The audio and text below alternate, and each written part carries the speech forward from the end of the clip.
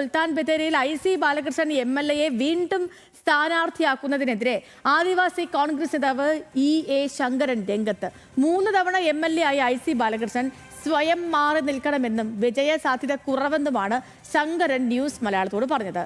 കുറുമ സമുദായ നേതാവായ തനിക്ക് മണ്ഡലത്തിൽ വിജയ സാധ്യതയുണ്ടെന്നും ഇത്തവണ പരിഗണിച്ചില്ലെങ്കിൽ കോൺഗ്രസിന് വലിയ തിരിച്ചടി നേരിടേണ്ടി വരുമെന്നും EA ശങ്കരൻ പറഞ്ഞു. ശങ്കരന്റെ പ്രതികരണം നമുക്ക് ലഭ്യമാണ്. ആദ്യം പ്രതികരണം കേൾക്കാം, അതിനുശേഷം ലിൻഡോ വിവരങ്ങളുമായി നമുക്കൊപ്പം തത്സമയം ചേരും. പ്രതികരണത്തിലേക്ക് ആദ്യം.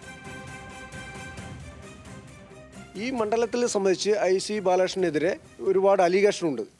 അതുകൊണ്ട് തന്നെ അലിഗേഷനുള്ള ഒരാൾ മത്സരിച്ച് മണ്ഡലം നഷ്ടപ്പെടുത്തരുതെന്നാണ് ഞങ്ങൾക്ക് ഉള്ള അഭിപ്രായം. ബത്തേരിയിൽ കുറുമ സമുദായമാണ് ഉള്ളത്. അതുകൊണ്ട് ബത്തേരി കുറുമ സമുദായത്തിലെ ഒരാളെ മത്സരിപ്പിക്കണം എന്ന് കോൺഗ്രസ് നേതൃത്വത്തെ അറിയിച്ചിട്ടുണ്ട്. രാഹുൽ ഗാന്ധിക്കും പ്രിയങ്ക ഗാന്ധിക്കും എഴുതി കൊടുത്തിട്ടുണ്ട്.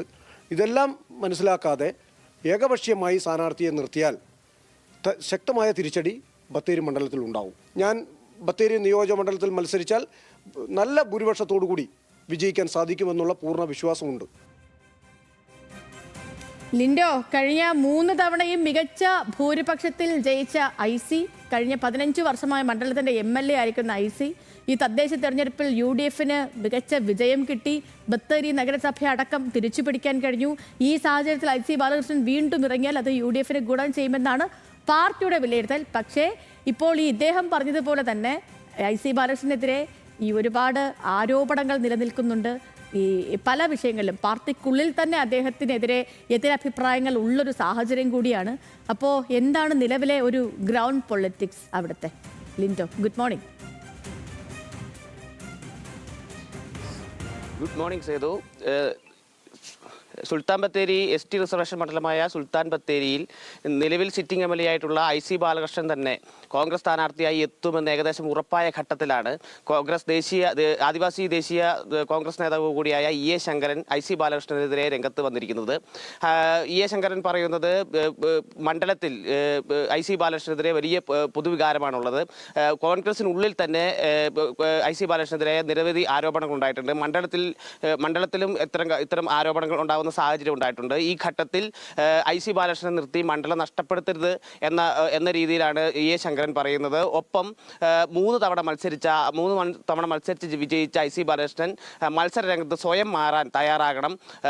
കാലാകാലങ്ങളായി കോൺഗ്രസ് ആദിവാസി വിഭാഗത്തിലെ പ്രബല വിഭാഗമായി കുറിച്ച വിഭാഗത്തിൽ മാത്രമാണ് സുൽത്താൻ ബത്തേരിയിൽ സീറ്റ് നൽകിയിട്ടുള്ളൂ. എന്നാൽ സുൽത്താൻ ബത്തേരിയിൽ കുറുമ വിഭാഗത്തിന് വലിയ സ്വാധീനമുണ്ട്. അത്തരം സാഹചര്യത്തിൽ കുറുമ വിഭാഗത്തിലെ ഒരു നേതാവിനെ കൂടി ഈ മത്സര രംഗത്ത് പരിഗണിക്കണം. അത്തരത്തിൽ യോഗ്യനായ ഒരു നേതാവാണ് താനെന്നാണ് EA ശങ്കരൻ അവകാശവാദം ഉന്നയിക്കുന്നത്. എന്നാൽ EA ശങ്കരൻ കഴിഞ്ഞ കാലഘട്ടത്തിൽ CPMലായിരുന്ന EA ശങ്കരൻ പിന്നീട് UDFിലേക്ക് എത്തിയതാണ്. 2011 IC ബാലകൃഷ്ണനോട് തന്നെ മത്സരിച്ച് തോറ്റ ആളുകൂടിയാണ് EA ശങ്കരൻ. ഈ ഘട്ടത്തിൽ EA ശങ്കരൻ പറയുന്നത് പോലെ മണ്ഡലത്തിൽ IC ബാലകൃഷ്ണനെതിരെ വിവിധ തരത്തിലുള്ള ആരോപണങ്ങൾ, സഹകരണ ബാങ്കുമായി ബന്ധപ്പെട്ടുള്ള ആരോപണങ്ങൾ ഉണ്ടായിട്ടുണ്ട്.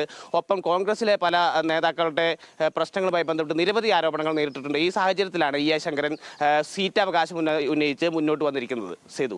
ഓക്കെ ലിൻഡോ, ശരി. അപ്പം ഇങ്ങനെയാണ് നിലവിലെ സാഹചര്യം സുൽത്താൻ ബത്തേരിയിലെ. ഇനിയിപ്പം നേതൃത്വമൊക്കെ ഈ വിഷയത്തിൽ എടുക്കുമോ എന്ന് മറിച്ചൊരു തീരുമാനം ഉണ്ടാകുമോ എന്നൊക്കെ നമുക്ക് കാത്തിരുന്നറിയാൻ.